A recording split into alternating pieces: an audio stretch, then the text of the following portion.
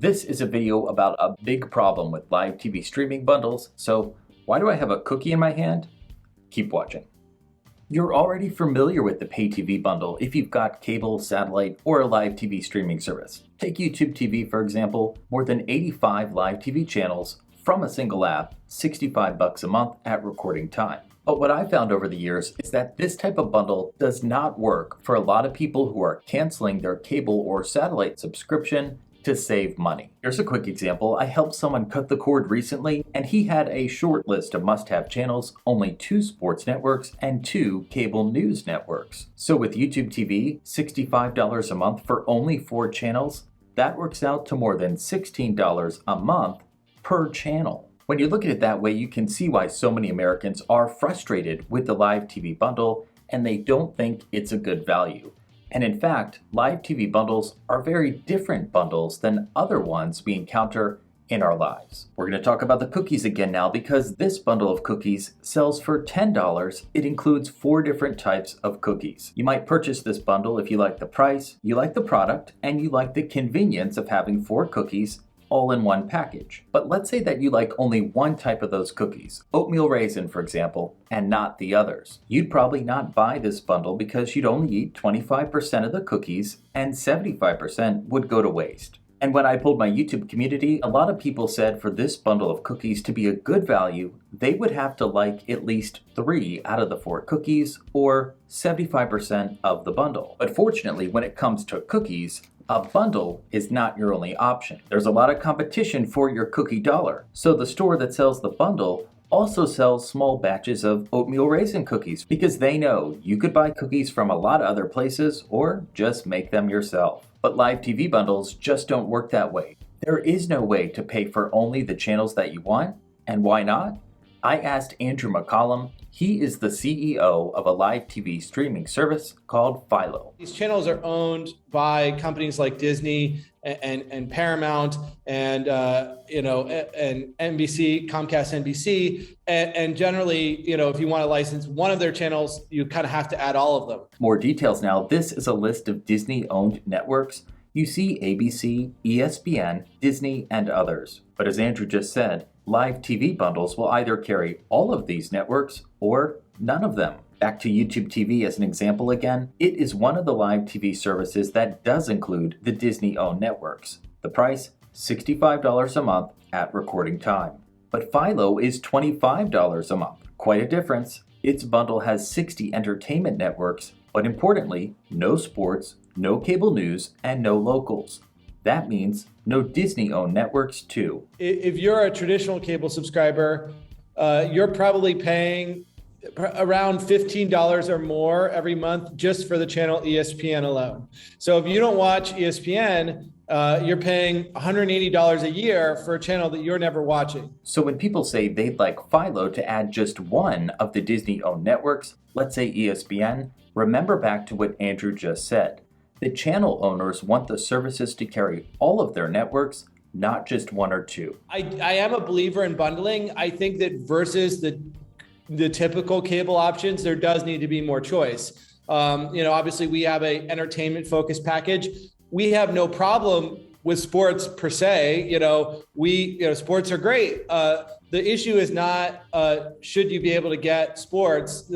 The challenge is, can you offer it in a way that doesn't force everyone to pay for it if they don't want it?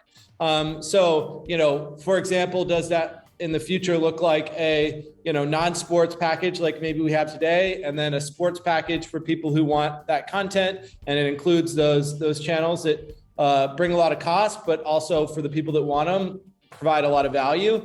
And then maybe, maybe news could be a category in and of itself as well. There's a lot of people who talk to us and say, we really want news on Philo. And we say, well, that's great. But if we added those channels, we would have to add a ton of other channels that would drive the cost way up to $70 or something, like a lot of the other, big bundle streaming services. And we also get a lot of people who say, we love Philo because it doesn't have news. We never want news. We don't want it to be part of the package. So, I think it would be great to be able to give both those groups the choice they want. But still, I think some concept of bundling where you're not having to individually decide every channel and every service that you want to subscribe to and figure out on an ongoing basis what shows are where and which things you need to, subscribe to or unsubscribe from to kind of like create your optimal TV package. I don't think that really serves anyone best, including consumers. It's really complicated. It drives up cost because when you're subscribing to everything individually, the price is higher. And it just generally, makes everything a lot more complex than it needs to be. My next question is, with so many people cutting the cord and canceling live TV altogether, will the channel owners ever allow more flexibility? Well, Andrew seems to think so, but he is not putting a date on it. I expect that actually more flexibility will exist because, what we found with Philo, what we've shown is that there are a lot of people who will pay and really want these channels, these entertainment channels, if they don't have to pay $80 a month for the sports networks and the other channels. So if your choice is you can offer something to those customers and have them be really happy and pay for your content if you're one of these big programmers, or you basically shut them out because, instead of paying $80, they're just going to cancel. Maybe you sort of start to realize, well, the benefit of giving people the flexibility is actually, better than sort of trying to force everyone into this one-size-fits-all solution. I think that realization will come, and we await that day with bated breath. But it's hard to say how far into the future it will be. So while we wait for more flexibility with those live TV bundles, and we could be waiting for a while, here is what you can do in the meantime to save money. If you watch a lot of sports and cable news, consider a live TV streaming service like YouTube TV or Hulu Live instead of cable or satellite. You can usually save a little money, plus there are no contracts or long-term commitments. Here's why that matters. A lot of people use that flexibility to their advantage, and they only sign up for a live TV streaming service for part of the year.